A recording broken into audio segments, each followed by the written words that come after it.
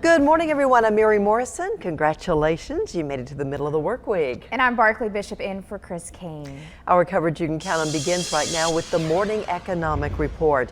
New jobs are opening up in Barnwell County. That's because NBS and DACO are expanding in Williston, South Carolina. Now, in a town of just 3,000, the 95 new jobs are certainly a big deal. Governor Nikki Haley took part in yesterday's announcement, saying that small-town community values and work ethic help to attract capital investments in areas where they're badly needed. The 95 new jobs in Williston are 95 more families that are going to sleep well tonight. 95 more families in Williston that are going to be okay. And that's what we're trying to do, is every job matters. Now, the companies are already taking applications. For more info on how to apply, go to our website, WJBF.com. Aiken County residents are weighing in on the school district's possible $2 million shortfall. School board members agreed to raise the operations tax by 3.3 mils earlier this month. Former school board member Donna Moore-Wesby says tapping into the district's reserves could be another option. While I understand the importance of maintaining a reserves in case challenges happen and you need additional dollars, I also understand the here and now.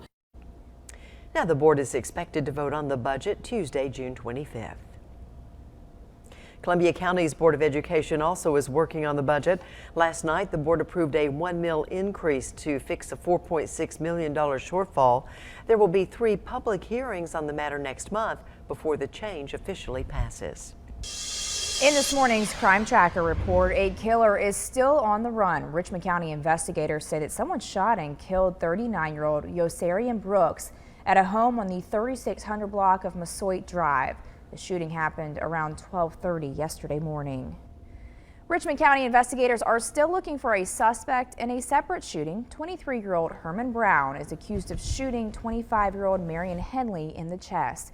It happened on 3rd Avenue in Augusta. Henley was taken to a nearby hospital where he is listed in serious condition. A North Augusta man is behind bars this morning. The man you see on your screen, 40-year-old Dwayne Lee Rudd. He is charged with 10 counts of criminal sexual conduct with a minor. Rudd is currently being held in the Aiken County Jail.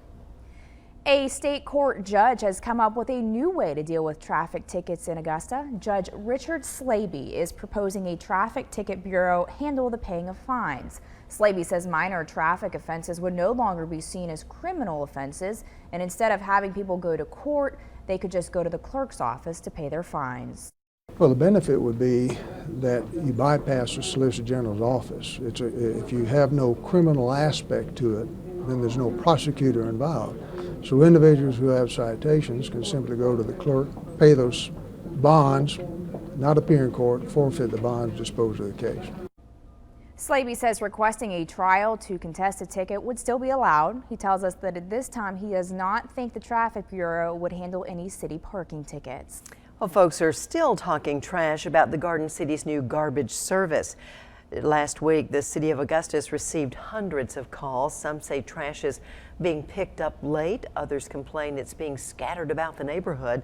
News Channel 6 went to Advanced Disposal to get some answers. We've got good drivers, experienced drivers on them, but it takes time for them to learn the routes.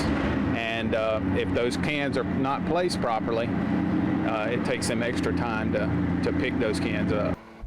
Now, you should have the trash bin on the curb by 6 a.m. on collection day, and trash cans need to be within 2 feet of the curb for easy pickup. For more information on the do's and don'ts of garbage can placement, go to WJBF.com.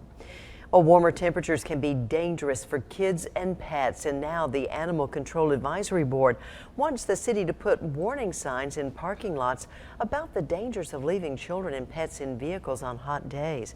A commission committee did recommend allowing public safety officers to break windows to rescue pets or kids in distress.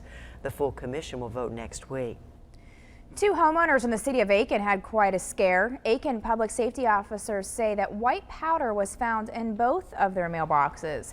With the recent mailing of ricin-laced letters to President Obama and New York Mayor Michael Bloomberg, Aiken authorities decided to call SLED and the FBI for help. Well, we want to take any precaution to make sure that if it is a harmful substance that we've taken the appropriate precautions for the citizens to keep them safe. Aiken public safety officers say the powdered substance is from a fire extinguisher. We spoke with one of the homeowners who found the substance. She says she has no idea why someone sprayed a fire extinguisher inside of her mailbox. Unusual story.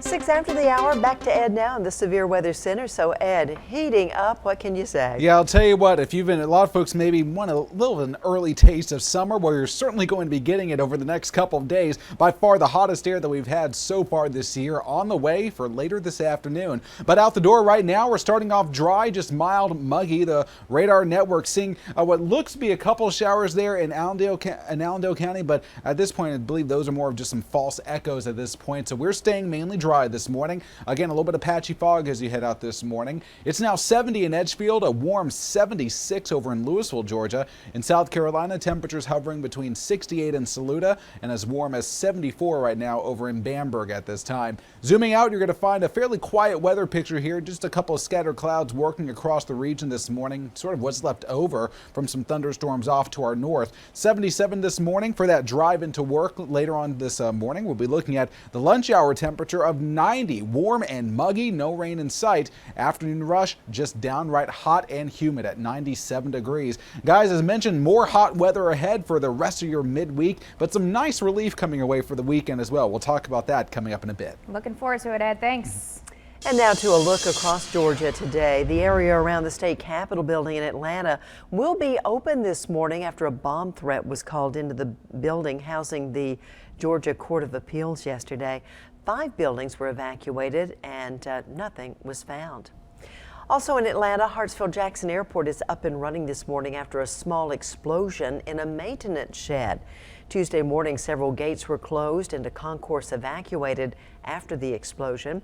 A spokesperson says the blast caused some minor damage. The cause of that explosion is still underway.